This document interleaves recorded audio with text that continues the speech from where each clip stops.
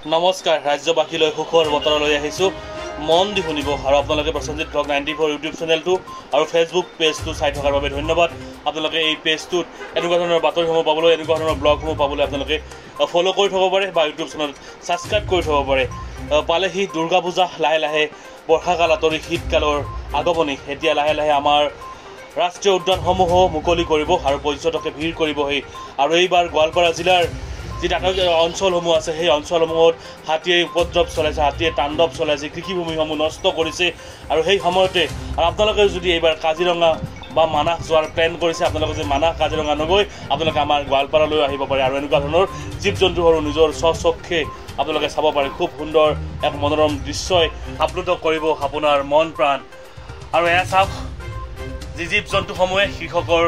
হাড় ভঙা কষ্ট কপালৰ ঘাম মাটিত পেলোৱা কষ্ট বোকাৰ লগত বিলীন হৈ গৈ আছে ইয়াৰ কোনো চৰকাৰৰ কাণ হাৰ নাই কেৱল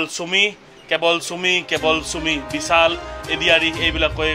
ব্যস্ত কাৰণ কৃষকৰ কথা কোনেও নাভাবে কৃষকৰ এই কপালৰ ঘাম মাটিত পেলোৱা কষ্টৰ মূল্য কোনেও নিদিয়ে তো পাৰিলে আপোনালোকে ভিডিঅ'টো ইমান শ্বেয়াৰ কৰি দিব আৰু পাৰিলে আপোনালোকে এবাৰ মানাহ কাজিৰঙা নগৈ গোৱালপাৰালৈ আহিব হাতীসমূহ চাব পাৰিব বহুত ধৰণৰ জীৱ জন্তু চাব পাৰিব ধন্যবাদ